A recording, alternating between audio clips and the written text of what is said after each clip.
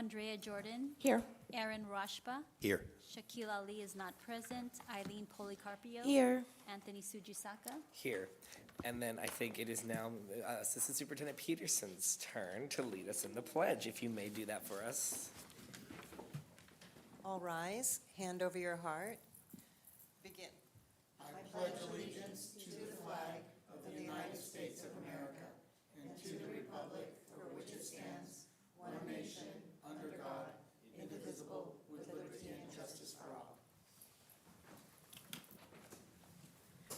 Thank you, Ms. Peterson.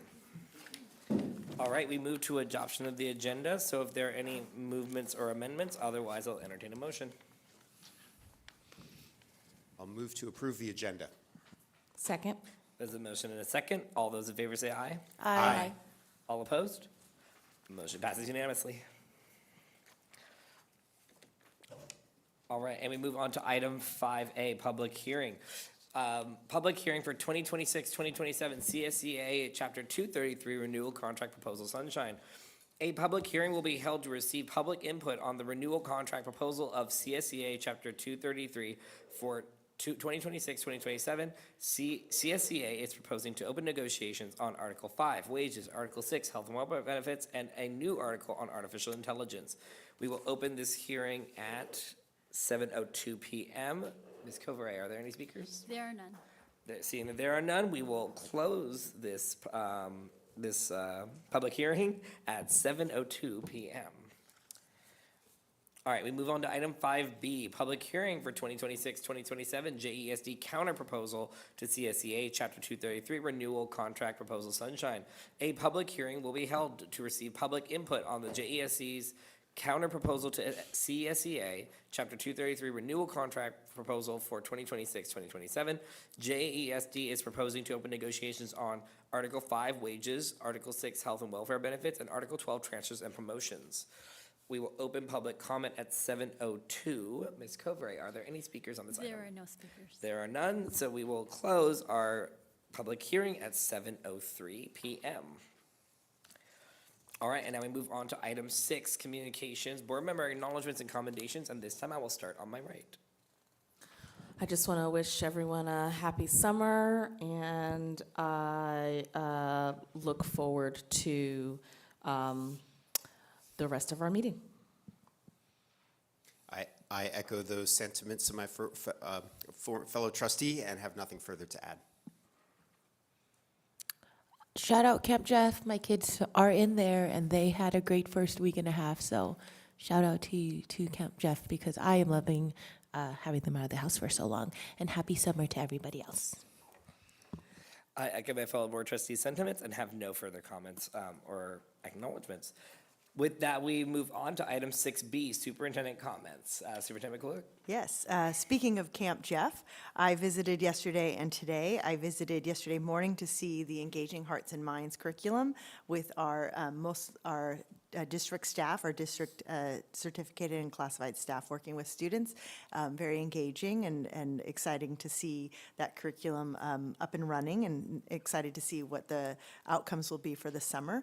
And then also I visited the after-school programs today, or the second half of the day, which is run by Boys and Girls Club in the elementary and then Galileo in the 4th through 8th grade. And I mean, they were making pinball machines, homemade pinball machines, robotic dinosaurs and animals, a lot of really hands-on, exciting activities there. And then also to remind families that we do have what's called Seamless Summer. It's a free meal program for anyone under 18, and that is at Daniel Webster, JFK, and Woodrow Wilson. Woodrow Wilson hosts a different after-school program. It's not part of Camp Jeff. It is not at TRP, but they can go to JFK, Daniel Webster, or Woodrow Wilson. And that's it for me. Excellent. Thank you, Superintendent McCullough. All right, and now we move on to item 6C, persons wishing to address the board. Ms. Covray, are there any speaker cards? There are none. Thank you. This portion of the agenda is available for individuals to comment on or address the board on any issue that is under the board's jurisdiction and not on the agenda. The maximum time allowed for any speaker is usually 2 minutes. Seeing that there are no speakers, we will move on to items 7, consent agenda. The administration recommends approval of the following consent agenda items. Are there any items that need to be removed? Otherwise, I'll entertain a motion. Motion to approve? Second. There is a motion and a second. All those in favor say aye. Aye. All opposed? Motion passes unanimously. And we move on to item 8A, Superintendent Employment Agreement Update. The governing board will ratify the approval of the revised Superintendent Employment Agreement. So you do need, it's public, it's a requirement by law to read the parts of the agreement that relate to salary and fringe benefits. So there is an attachment. That's where, okay, I was If you gonna could say, I read was that looking for it. publicly, There it that's is. the requirement by law to read that. Okay, so this whole thing right here? Cool, sounds good. Board President oral summary of Superintendent Employee Agreement. In accordance with the California Government Code, Section 54953, subsection C3, and prior to taking action on this item, I will now provide a public summary of the oral report regarding the recommended salary schedules, and/or compensation paid in the form of fringe benefits for the superintendent, or for the position of the superintendent. The governing board is recommending ratification of a new employment agreement with our superintendent, Sandra McCulloch. The key economic and contract terms of this agreement are summarized as follows. The term of this agreement is a 4-year term commencing on July 1st, 2026 and terminating on June 30th, 2030. Base salary for 2026 school year, or 2027 school year, the superintendent's annual base salary will be $285,000. Annual adjustments, effective July 1st, 2027, the superintendent will receive a regular annual 2% salary step increase in alignment with other certificated personnel. Additionally, contingent upon an annual evaluation indicating an overall performance that either meets or exceeds expectations, the superintendent will receive an annual cost of living adjustment, COLA, equal to the percentage change in the California Consumer Price Index for all urban consumers, CPIU, up to a maximum of 3%. Longevity pay. The superintendent will receive a 5% increase to her base salary commencing with her 11th year of employment as superintendent of the district. Health insurance. The superintendent is eligible to participate in the district's health, dental, and vision benefits plans. The district's maximum premium contribution will be capped at the employee +1 dependent rate for the Kaiser Traditional High Plan, Delta Dental, and iMed Vision Care. Term life insurance. The district will provide and fund a term life insurance policy for the superintendent on the same terms and conditions as provided for other certificated management employees. Work year. The superintendent is required to render 220 work days of full and regular service during each annual period of the agreement. A copy of the complete final employment agreement is a public record and is available for review. This concludes the oral summary. I will now open the floor to any board discussion or public comments on this item before we entertain a motion and ratify the agreement. Ms. Covray, are there any speaker cards on this item? There are none. There are none. So then we move to any board discussion, if there is any. Otherwise, I will entertain a motion. I just want to say I'm really glad that we were able to provide this to our superintendent. She's done such a great job despite the challenges that we have. And obviously, there's always challenges with the school district, not just ours. And so she deserves what we are ratifying here today. And I'm excited to approve this. So I motion to approve. And I'll just say one really quick thing. I think also it's about retaining a quality superintendent who, is, well, first of all, again, I think our governance team is really great. Our cabinet, we all get along really well, which is something I say every meeting and I'm really appreciative of.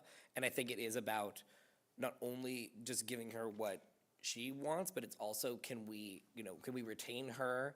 And especially since we extended her 1 year. So now she's stuck with us for even longer. So that was not a comment against your approval, by the way, your motion. Yeah, I wanted to speak in favor of the motion and support my fellow trustees' comments and just say that experience counts and leadership matters. And several times during this year, we have seen our superintendent rise up and provide the leadership that we need in this district. So I want to thank her for doing that and all the ways that she's contributed to our district, which was reflected in the very positive evaluation that we gave her. And so I'm very pleased to see this agreement and will second the motion unless any further comments. You don't have to go unless you want to. Oh, no, I just want to say congratulations too, because accolades are fun and they're nice to celebrate. And I wanted to mention that one of the things I appreciate most is your open communication and your transparency in letting staff, board, district, families, community know what's happening. And so there aren't any questions or surprises. If anybody needed to know anything, the answers are either public or would be made public, and you're very open door policy about that. So everything that they said, and also motion to approve. So there's a motion and a Second, second. third. All those in favor say aye. Aye. All opposed? Motion passes unanimously. Congratulations for another 4 years, Superintendent Kulik. Thank you very much. I'm very proud to be part of this district. Thank you. Please don't leave us yet. All right, so now we move on to item 8B, Governing Board Stipend Increase for 2026-2027. The Governing Board will consider adjusting the Governing Board's monthly stipend with an increase of 5% from $288.42 to $302.84 per month, effective July 1st, 2026. So I can give, do you want to? go ahead. Yeah, so I just want to give a little background about why I put this on the agenda is so, especially, yes, we know finances are, not the best times right now, but I think, and I'm going to let Trustee Rashba say actually one comment that I really appreciate that he and I were speaking about. But overall, I think it's more about that, this job is not thankless. It's, somewhat thankless. It's not thankless, but it is. But also it's more about, actually, I just like your reason so much and I want to say it. So actually, I should let you say it. I really, no, you go for it. It's your comment. I really like what he said about it. Honestly, I'm not sure what you were going to say. So I was going to talk about how, of course, we don't make a lot for this board, and of course, it's we could have a larger salary, but you were saying how it's encouraging for this upcoming election. That's a big, it's a little increase, but it is something, yeah. Anyway, you say it. Well, when I saw this on the agenda, it definitely raised my eyebrows a bit in that, we are encountering difficult financial times. But I do want to point out that the board has not seen an increase in stipend, since in several years. And I do think that it's important to encourage a highly diverse collection of candidates and people to run. And, as we know, the parents and families that make up of our district are almost all, working multiple jobs. It is difficult to find the time, and or resources to take this position. And, it really is a part-time position of, 10, 20 hours a month sometimes to do this responsibility well. So I think that it is an important tool in attracting people to run and retaining them when they do, get elected to the board. And I do think that I did look at some of the area school districts and bringing us to a somewhat more comparable level with other districts. Thank you. And then I also I'm going to let Superintendent Kulik say, because I asked her about when was the last time we received any raises or what the laws were. So I'll let Superintendent Kulik Yes, talk this about was my error. 3 years ago was the last time you received a raise, which was before I started as superintendent. And it's past practice that the board gets the similar raise to what the employee groups receive. And I did not put that on the agenda each time. So the last 3 years over time, the employee groups received a 9.1% 1% increase over time, and the board has not received any. And so I'm trying to rectify that as well. The board policy does not allow more than 5%, and so that's why I'm doing the maximum of 5% now, and we probably should do 5% next year just to have that equivalent to what the employee groups have been receiving. So I apologize for that oversight, and so I'm trying to make it, make up for that right now. And I mean, again, like, we know, like, I mean, for everyone, so you can do the math, it is roughly $14 per month for each board trustee. There are 5 of us, that is 70, so that is $840 a year. So this is not a large increase. I think I might be able to get maybe half a bowl of ramen with that, but, you know, I do love my ramen, so. But again, still, but I think it's more about, as with what Trustee Rashba said, I really appreciate what you were saying about, this is not, like, we work in a community where we do want quality people who represent our community, and it is also about, like, I personally, like, I don't feel like I want to be working unless, you know, like, any job needs to pay you for the job that you're doing. So if we're working here, even though it's a little bit, and we're not hourly, and I'm not asking for too much, but, you know, I think a $14 raise would be nice. So thank you for what you said, and thank you, Superintendent McCulloch. With that, if there are any further comments, questions, discussion, otherwise I'll entertain a motion. I want to say thank you for putting it on the agenda. I actually forgot about it myself, because this is, I think, my 6th year Yes. on the board. I forgot the timing. 5.5. But so I really, really appreciate you for putting it on the agenda and advocating for us. I agree with Trustee Rashba. I believe that it should be known that obviously we're paying for our gas to get here. Sometimes these meetings last until like 11:30 at night, and so feeding ourselves as well. For me, I actually utilize it for my children because my time spent doing board work is time spent away from my children, and so it actually is a way for me to give back to them. Like, yes, mom is not present all the time because I am doing community work, but I want my children to know that it is important work, and hopefully they see what I'm doing and they want to give back to their community when they get older as well. And so it's not just about the increase, it's beyond that. It's about the families that we have and us being able to show up and be present and not have any financial insecurities by attending these meetings. So I just wanted to say that out loud for the public so that it is known that it's not just about the money. And motion to approve. Second. No. You want a second? Second. Go for it. All right. So all those in favor say aye. Aye.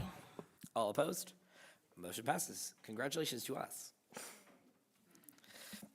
All right. We move on to item 9, educational and student services. 9A, presentation on the California School Dashboard Local Indicators for 2025-2026 school year. Ms. Pam Scott, Assistant Superintendent of Educational Services, will present on the California School Dashboard Local Indicators. The floor is yours. Thank you. Good evening. So, as mentioned, I'm here to report out on the California School Dashboard Local Indicators. So the California School Dashboard is an online tool that shows how districts and schools are performing on the state and local indicators included in the California Schools Accountability System. The dashboard provides information that schools can use to improve. The new data for the 25-26 school year will be viewable on the California School Dashboard sometime this fall. The dashboard was created to give parents and the public a better idea of what is happening in our schools and districts, and to identify districts and schools that need extra help. The dashboard is a component of the Local Control Funding Formula Law passed in 2013 that significantly changed how California provides funding to public schools and holds local educational agencies accountable for student performance. The Local Control Funding Formula Law requires that the State Board of Education adopt a new accountability tool that reflects performance in different priority areas identified in the law. The dashboard reports performance on the state and local indicators that the State Board of Education included in this new accountability tool. The state indicators are based on data that is collected consistently across the state. The state indicators are There's an academic indicator reported separately for English language arts and mathematics. There's English language progress, chronic absenteeism, graduation rate, and suspension rate. State data is not available for some priority areas identified in the local control funding formula statute. For these priority areas, the State Board of Education approved the local indicators, which are based on information that a district collects locally. The local indicators are basic conditions of learning, implementation of state academic standards, parent and family engagement, school climate as measured by a local climate survey, and access to a broad course of study. The standards approved by the State Board of Education require a local education agency to annually measure its progress on the local performance indicator based on locally available data, report the results at a regularly scheduled public meeting of the local governing board, and report the results to the public through the dashboard. The State Board of Education approves self-reflection tools for each local indicator in the dashboard, and we have used this self-reflection tool and are reporting our results to you this evening. So priority 1, this measure addresses the percentage of appropriately assigned teachers, students' access to curriculum-aligned instructional materials, and safe, clean, and functional school facilities. Using the self-assessment online tool, we have determined we meet this standard. Priority 2, this measure covers the implementation of state academic standards. Using the self-assessment online tool, we have determined we meet this standard. Priority 3, the local education agency, LEA, annually measures its progress in 1, seeking input from parents in decision-making, and 2, promoting parental participation in programs, and reports the results to its local governing board at a regularly scheduled meeting and to stakeholders and the public. Using the self-assessment online tool, we have determined we meet this standard. Priority 6, this measure addresses information regarding the school environment based on a local climate survey administered every other year on the topics of school safety and connectedness. Using the self-assessment online tool, we have determined we meet this standard. And priority 7, this measure explores whether students have access to and are enrolled in a broad course of study, including the programs and services developed and provided to unduplicated students and individuals with exceptional needs. Using the self-assessment online tool, we have determined we meet this standard. So in conclusion, we have met all standards of the local indicators for the 25-26 school year. Thank you very much for your presentation. Yep. So before we do, we're going to go around if board members have any comments or questions. And I will start on my left this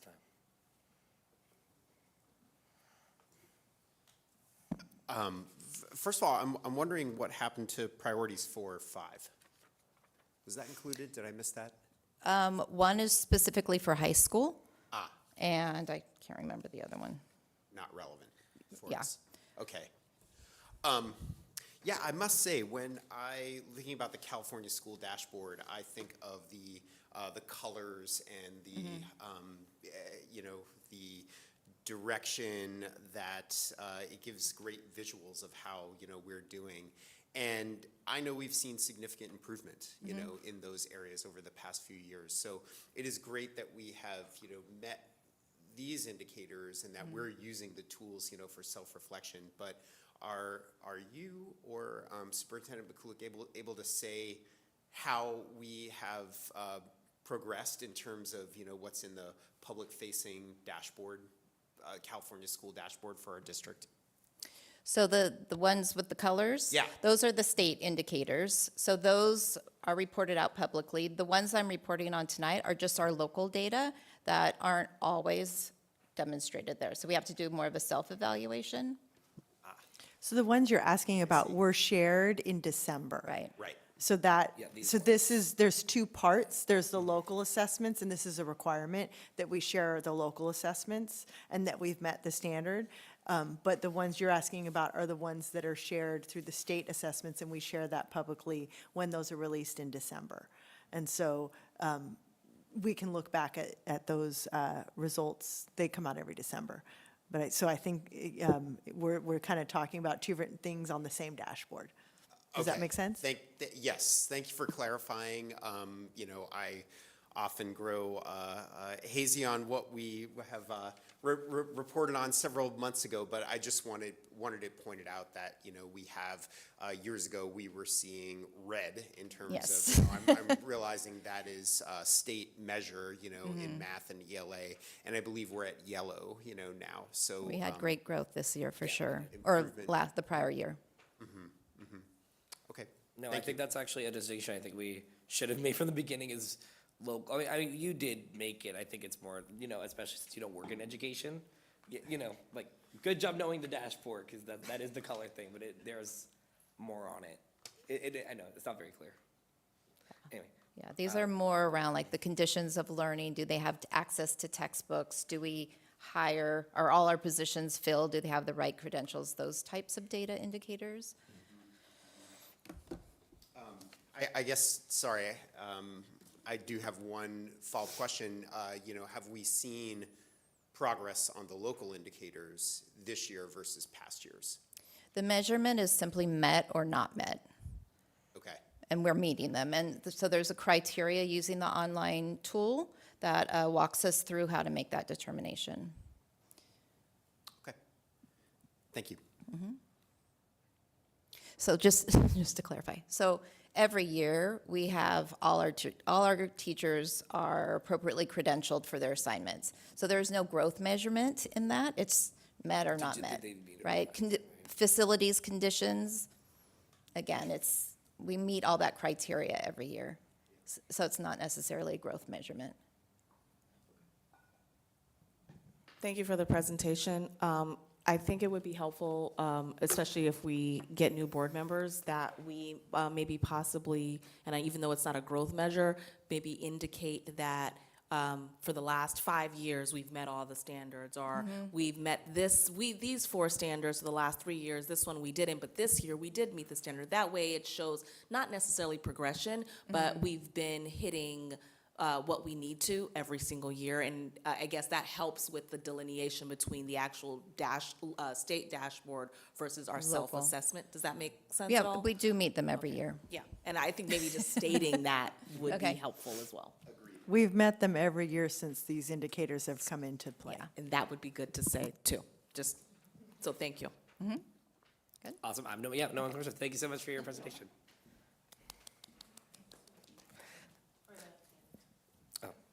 Okay, so we are going to move on to item 9B, adoption of the Local Control Accountability Plan, or LCAP, for 2026-2027. The administration recommends the governing board approve the Local Control Accountability Plan for the 2026-2027 school year. Are there any comments or questions on this item? Otherwise, I'll entertain a motion. Motion to approve? There's a motion. Do I have a second? Second. A motion and a second. All those in favor say aye. Aye. All opposed? Motion passes. All right, we move on to item 10A, adoption of the fiscal year 26-27 proposed budget for active district funds. The administration recommends the Board of Trustees adopt the fiscal year 2026-2027 proposed budget for all active district funds. Are there any comments or questions on this item? Otherwise, I'll entertain a motion. All right. I will move to approve the proposed budget for 26-27. I'll second. So we have a motion and a second. All those in favor say aye. Aye. Aye. All opposed? Motion passes unanimously. All right, and now we get to item 11A, Administrative Appointment 2026-2027. The administration recommends the approval of the following administrative appointments. Padma Desikachari, Principal of Margaret P. Brown School, effective July 23rd, 2026, 2/DMA Step 2, plus $37.50 for double MA degree. If there are any comments or questions, otherwise I'll entertain a motion. I know she's in the crowd, so I just want to say thank you for your service and your commitment to our district. and I think you presented to us the last time, and so it's just great to see you again. And I'm excited for what the future holds for you within our district. So I motion to approve. I will say, as soon as we saw your name, we were like, good. This is very something I've been looking forward to. And just, again, just seeing our district grow, the people internally moving up, but then also just to say it straightforward, we need the diversity in our district. And that's what our board, I think, we represent that as a board, and we want our district to represent that. So huge kudos for you. So, and then I'll second that motion, unless there are any more comments otherwise. Yeah, otherwise, there's a motion and a second. All those in favor say aye. Aye. Aye. All opposed? Motion passes. Congratulations, Ms. Jessica Chadi. And then, yes, of course, this is now the floor. You can say any comments you would like to say. Hi, good evening, dear school board, cabinet, and the JESD school community. I'm sincerely grateful for this opportunity, which has made my dream come true. Serving in this district for the past 2 years made me understand why the staff in this district continue to stay. The value the district places on their employees is commendable, and the employees truly cherish working in their communities. I'm so blessed to have such strong encouragement and support from the district staff. I'm thankful to the TRP team, specifically Principal Megan Jennings, for providing me with a wide range of opportunities and experience that has prepared me to take on this position as an elementary school principal.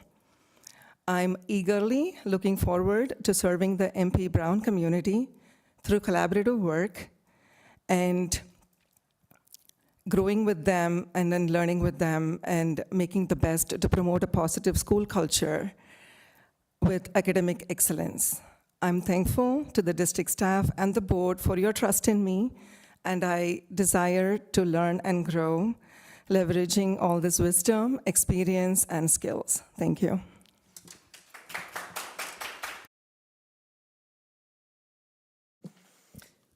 And of course, we motion for you so you have our support as well. And we look forward to all the amazing things that you will continue to grow and do in their district. So thank you for being here. And again, thanks for being at the meeting. We weren't expecting it, but that was a very pleasant surprise. So thank you. All right, we move on to item 12A, retirements, classified personnel. The administration recommends the approval of the retirement request for the following classified employees. Ronald Tom, custodian number 2 at Westlake Elementary, hired on July 16th, 2018, effective June 5th, 2026. And Ernesto Perez, custodian 2, JFK, hired on August 10th, 2017, effective June 10th, 2026. If there are any comments or questions, otherwise I'll entertain a motion. Congratulations on your retirements. Motion to approve. Second. There's a motion and a second. All those in favor say aye. Aye. All opposed? Motion passes. Congratulations to our 2 custodial staff. Enjoy your retirement. All right, 12B, Personnel Commission's Annual Report, Information Discussion. Mr. Brent Marquez Valenti, Assistant Superintendent of Human Resources, will present the annual report and provide an overview of the Personnel Commission's function in the district. The floor is yours. Good evening, everybody. Congratulations, Padma. Welcome to the team. Good evening, board members, superintendent, assistant superintendent. I'm pleased to present the 2025-2026 annual report for the Jefferson Elementary School District Personnel Commission.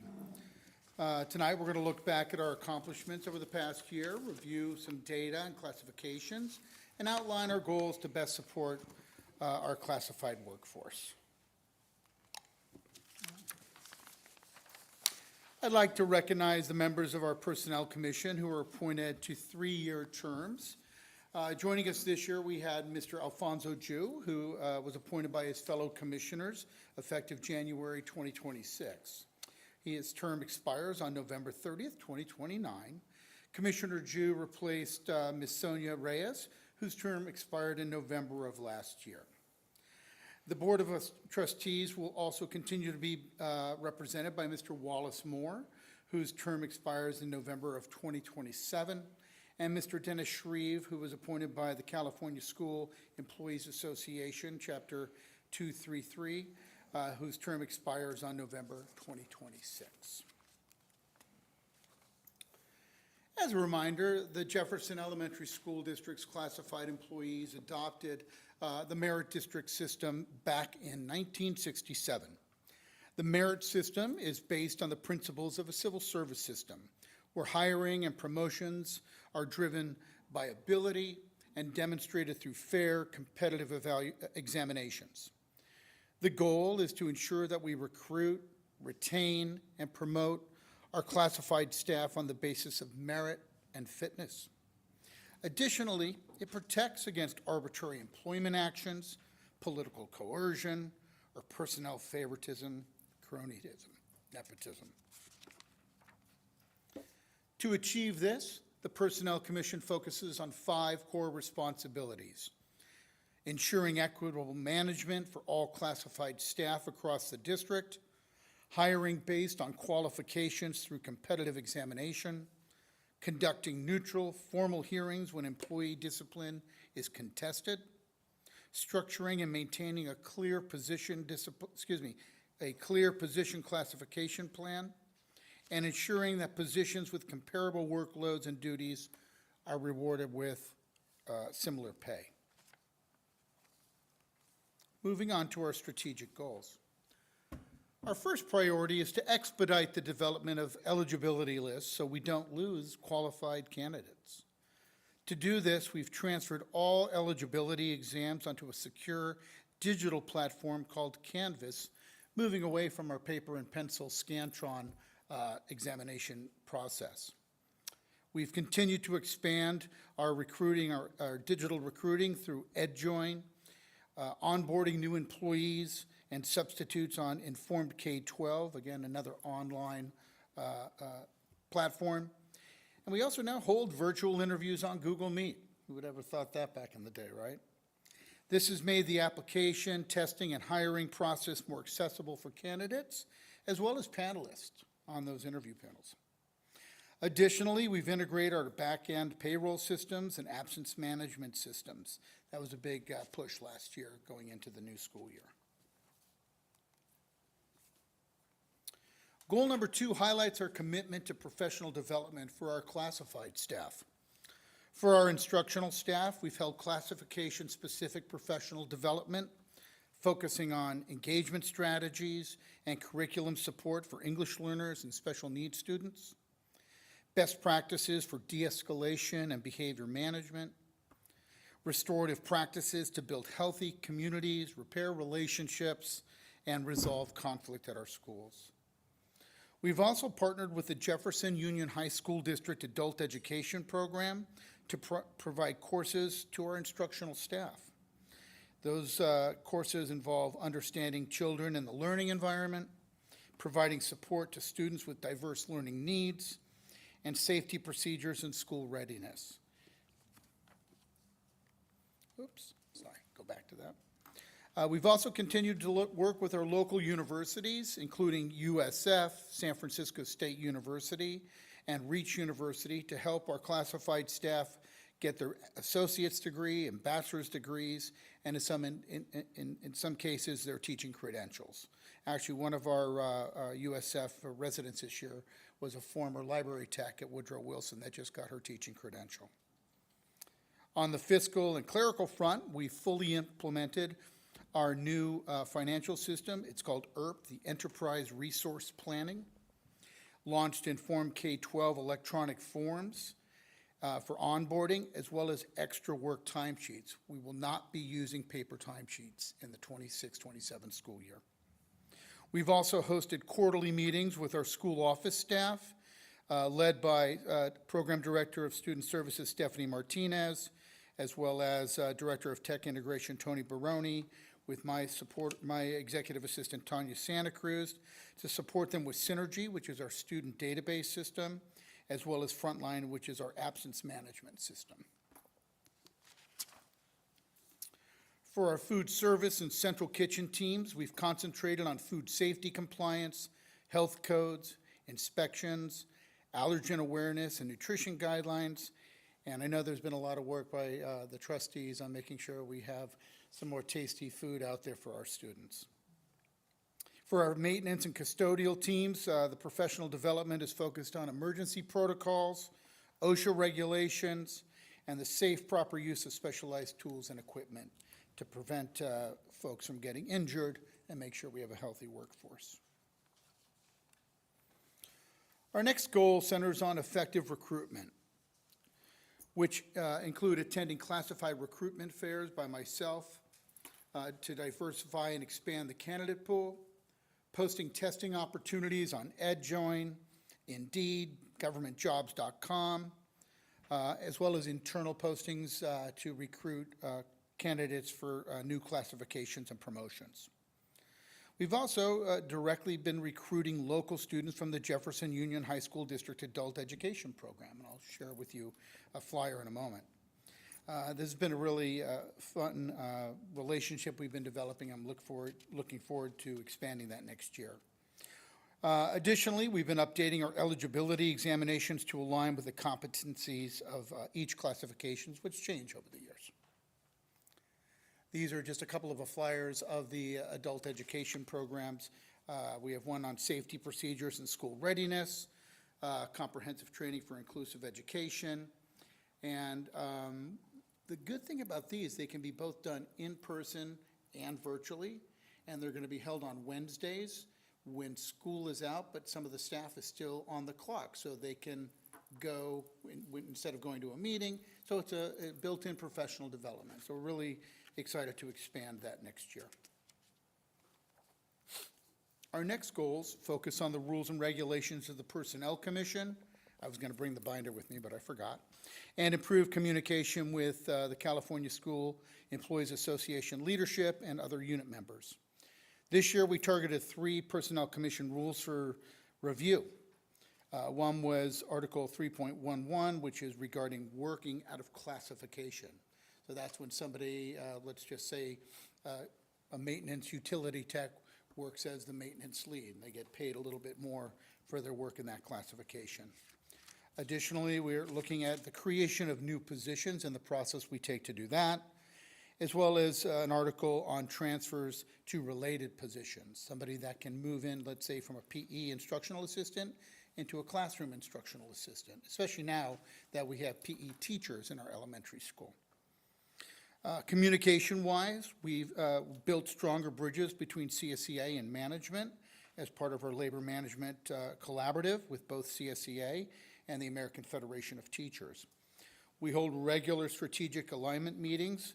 We call it TEAM, Together Everybody Achieves More, meetings with our CSEA president and VP every 6 weeks. We also meet with our AFT president and their vice president, as well as myself, Assistant Superintendent Scott, and Superintendent McCulick. We've also held direct meetings with classified staff. We do it every year at 3 different schools. Last year we did it at FDR, Thomas Edison, and Fernando Rivera. And every year we meet in like the staff room and they just field questions. A lot of folks really are not aware of what the Personnel Commission does. So they always have a lot of questions to chew your ear a little bit. You want to make yourself available. Did I flip? Yeah. All right, while you're in a break, I'm going to motion for 5 more minutes. Second. All right, this motion and a second. All those in favor say aye. Aye. Thank you. All right, you have 2 more minutes. No, I'm just kidding. I'll make it fast. I can hear, I can't see. Goal 7 entailed reviewing and updating job descriptions as an as-needed basis. As I mentioned earlier, the jobs change, and sometimes the job descriptions don't accurately reflect the assigned duties of the classification. Goal 8 was focusing on ensuring that all rules and regulations under the commission are applied equitably and uniformly across classifications. And Goal 9 involved eliminating vacant positions. Last year we had a resolution, or this year we had a resolution eliminating some custodial positions, food service, some special education instructional assistant positions, as well as PE and school family liaison positions. Jumped the gun. I just wanted to take a minute to celebrate all the work that this team has accomplished this year. As you can see, there's been a lot of activity. We have a meeting every month on the second Tuesday of the month.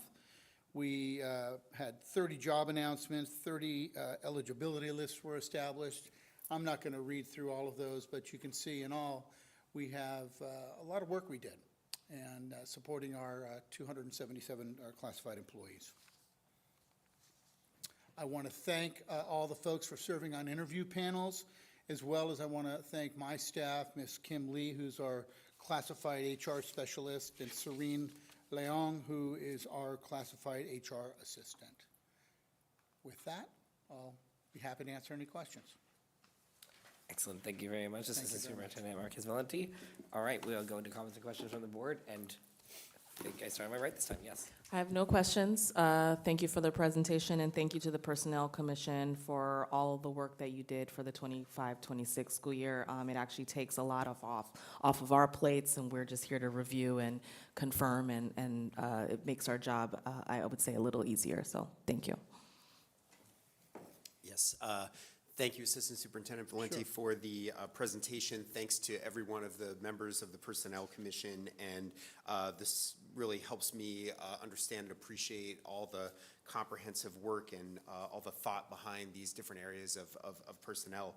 I'm particularly interested in the classified staff development aspect, in that isn't something that I feel like we hear as much about in comparison with teacher certified staff development. And I'm just curious as to what other needs that you and the commission have seen, if there's anything that you seek to do in the future about training. Yeah, I think, and Assistant Superintendent Scott, I think, might have some things to add as well. I think really getting our classified staff, particularly our instructional staff, more engaged with the curriculum and better understanding of how to engage students. I think oftentimes, unlike certificated staff who go through a teaching program and have a lot more of a background in that, not all of our classified staff have that opportunity, and that's one of the reasons I'm very excited about the work we're doing with the high school district. They do attend our professional development in the spring, but because their school year does not start as early as ours, they don't attend the one in the fall. Some of our classifications, like food service and maintenance, they have more opportunities and do a lot more on a regular basis. But I think also offering them more school site focused opportunities on those Wednesdays on early release times. But it has always been a struggle to provide our classified staff with more of that support. So that's something we're going to be looking into and really trying to support them. One other thing is, I think, just especially since one of our largest classifications is the special ed instructional assistants, or the SKIA, special circumstance, providing them with a better depth of knowledge on how to work with students who just are learn differently. They may not be communicating. Also, there's some behavior issues that come out, and I think sometimes our staff struggles with that. So that's something that we're tasked with moving into the future. Yeah. Thank you. Sorry, I have a few questions. Okay. My first one, You can ask one Okay. at a time. ask one at a time. Oh, okay, my first one's an easy one. Thank you for this first, because I had no idea, obviously, I'm very new, didn't know that existed. Is there also a version of this that we hear for certificated that we'll hear at a future meeting? Like, is there a certificated personal commission? There isn't. report? While you represent classified and certificated, the Personnel Commission, because we are a merit district and we only hire folks that get on eligibility lists, they technically govern that part of the hiring process. If we were not a merit district, we would not have a Personnel Commission. But as far as any testing and things of that nature that occur for certificated, it doesn't work that way. It's a little different process. Although I'm happy in the future if you'd like me to do a presentation on some of the activities of our certificated staff. But this is strictly for classified unit members, not necessarily even unrepresented like myself. Okay. And a follow-up, I don't think it's a new question. I'm taking this from Andrea's book because I hear her do this too.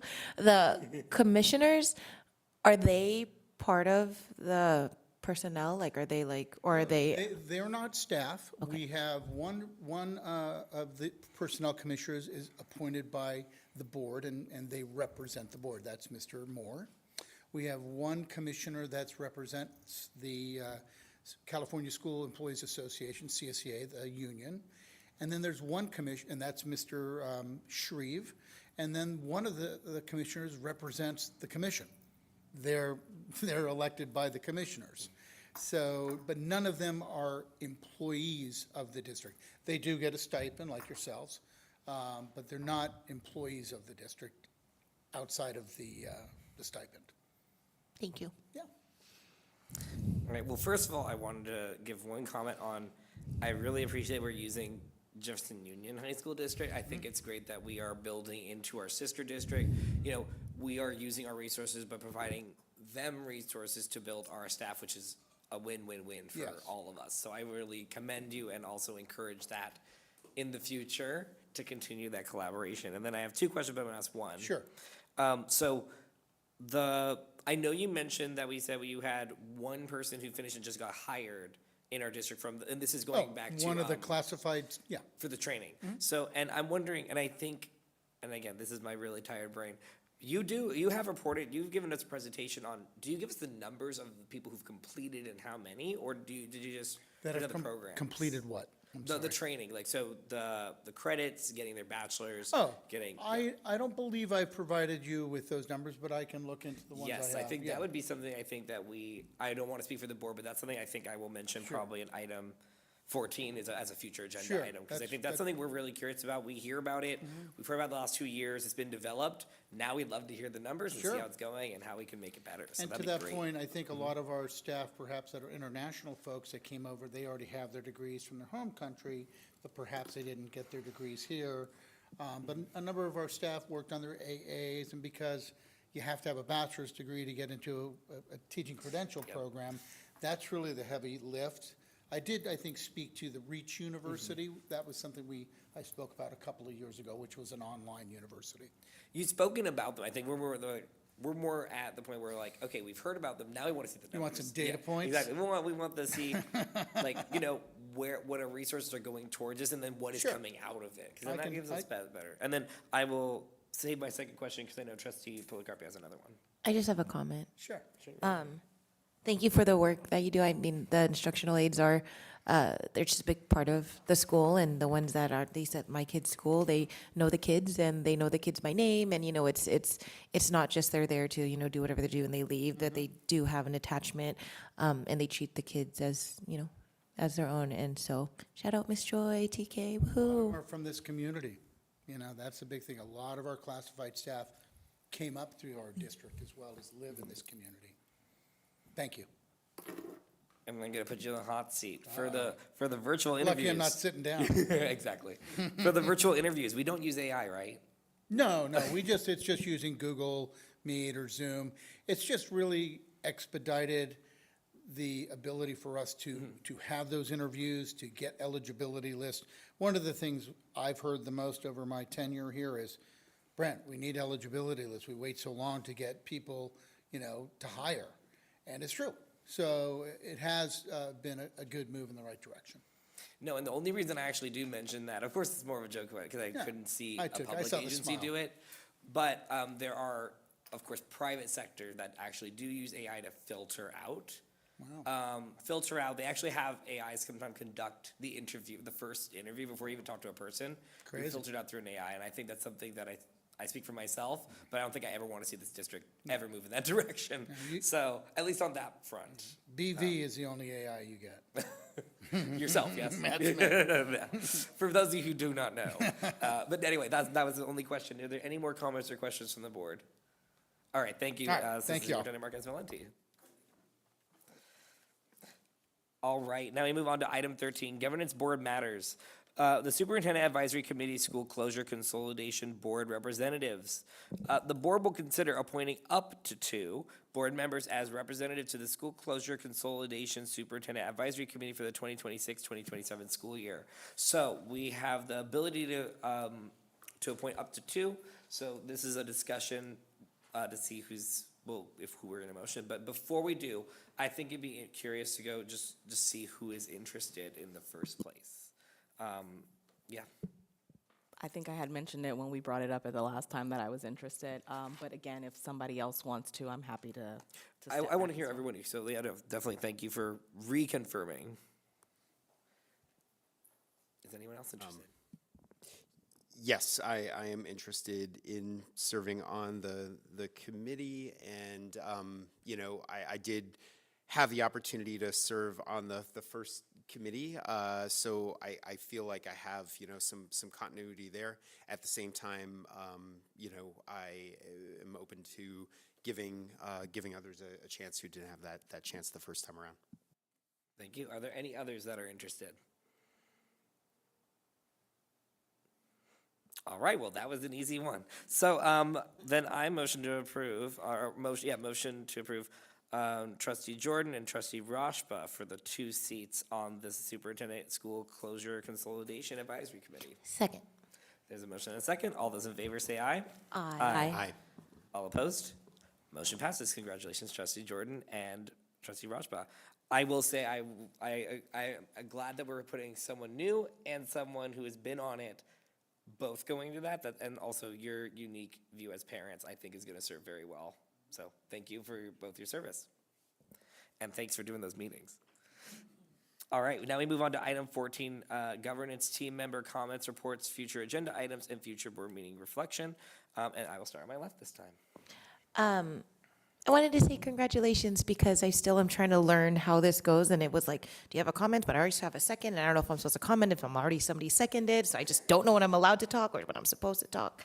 But I did not get to say congratulations genuinely and honestly. What an amazing accomplishment. I cried everything. But your first sentence about your dream coming true and having your family here to see it, like, I mean, it's so clear that you are going to put your heart into this. Like, it hasn't even started yet, and you are already over here making my eyes water. But, so I just wanted to personally say congratulations because I'm allowed to at this point in time. So congratulations, and I'm excited to see you throughout the year and see how MP Brown reacts to having such an amazing person at the helm. So congrats again. Yeah, since it is our final meeting of the academic year, I just want to take stock, you know, a bit and, you know, first note that we've had some really difficult things this year, some absolutely heartbreaking things that we've dealt with, and we have difficult conditions, particularly with our finances and the committee that we are forming next year, challenging times ahead.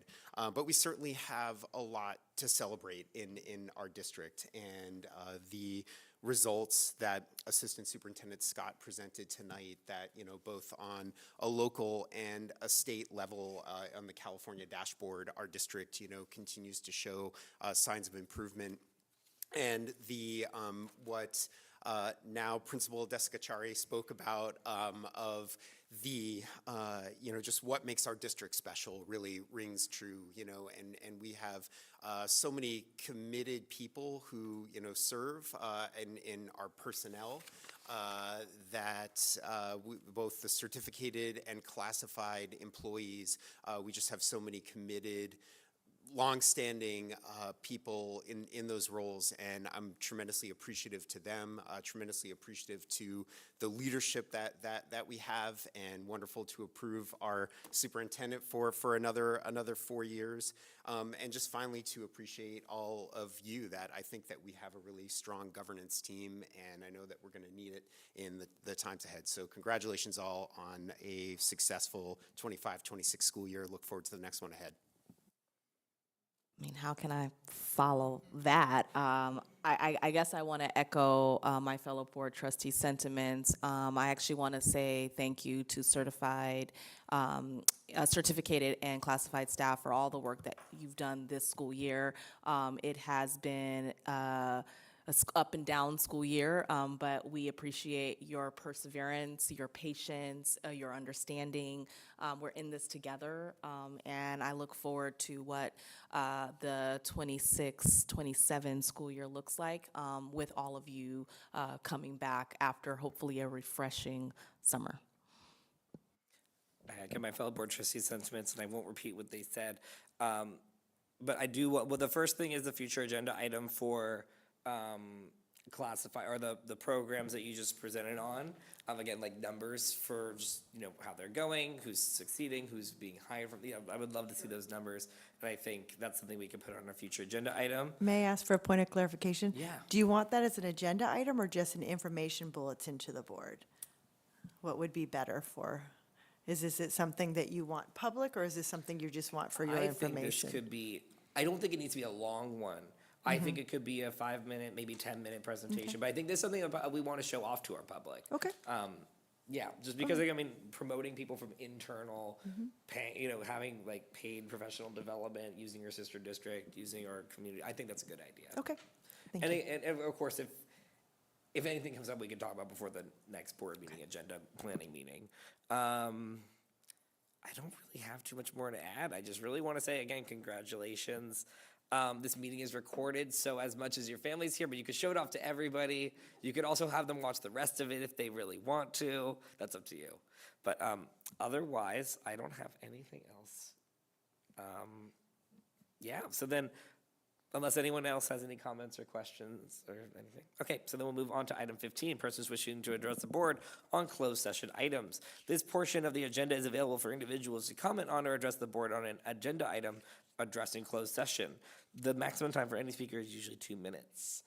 Ms. Covere, are there any speaker cards? No worries, we'll give her a moment. Yeah.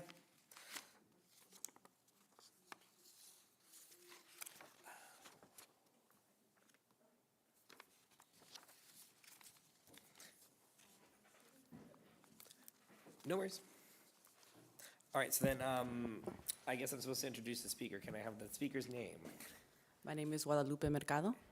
Guadalupe Mercado? Mercado? Okay. Yes. So then, I don't have my card in front of me, but the first speaker we have is Guadalupe Mercado. Thank you.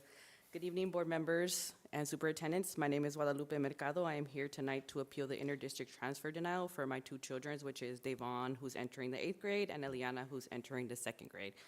So our family has endured a deeply destabilizing year where we suddenly displaced from our home in Colma after receiving a renewal offer that increased our base rent to $4,000. This increase exceeded 9% on top of the staggering base rent. We had mandatory fees that actually increased over $5,000. As a single mother, this was financially impossible situation. So for 6 painful months following the displacement, my children and I lived in a cramped one room. I exhausted every resource trying to find a home within daily city boundaries, but the housing crisis forced us just across the border in Pacifica, unfortunately. Ironically, in my daily professional life, I work directly with preserving families and securing long-term affordable housing, so I know firsthand the data of the reality of housing trauma. To have the same system inflict the exact displacement on my children, I figured to fight to protect for others is profoundly detrimental. Uprooting my children right now will cause severe emotional trauma. My son is a natural shy and timid boy who struggles with social anxiety. When he transitioned from SFUSD into this district, he knew absolutely no one. It took him about roughly 2 years to immense courage to finally find a supportive circle of friends. This past year is the first year where I've seen him flourish despite the housing trauma we faced the past year, finishing a school year with a 3.15 GPA. Forcing him to change a 3rd school district in 3 years, right as he enters his final 8th grade graduation year, will cause severe emotional regression. Furthermore, Pacifica and Daly City share the exact same high school district. It makes absolutely no educational sense to rip him away from his support group school year, only for him to rejoin the exact same Daly City peers next year. He deserves to graduate middle school with the peers who saved him. My daughter Eliana is facing severely educational jeopardy. She wakes up crying every single day, morning, terrified of losing her school, which is her only stable anchor left. On May 29th, the school district officially approved Eliana's IEP under eligibility other health impairment. This process started all the way on October 3rd, taking over the self-mandated 60 days, leaving her in limbo for 8 months. I motion to approve 1 more minute. We're out of time. Thank you. We got to Second. approve it first. Sorry, so there's a motion and a second. All those in favor say aye. Aye. All opposed? Motion passes, so you have 1 more minute. Thank you. The team has now implemented a formalized plan with specific vital goals designed for her to reach by December of 2026. The current Daly City staff are the ones who spent nearly a year tracking her, diagnosing her, and creating this highly specialized roadmap. Uprooting a vulnerable child immediately after establishing a federal IEP completely undermines the district's own hard work and disrupts her legal continuity of care. Allowing my children to stay places zero financially and special burden on Daly City. They are already currently sitting in the classroom and accounted for in your student body. I am asking this board for humanity, empathy, and grace to please approve the transfer and honor my daughter's new IEP. Thank you. Thank you. All right, and we move to item, before we move to recess, we are going to go to closed session in memory of Pasita Tan, mother of Richard Tan, in IT support technician district office. Moment of silence.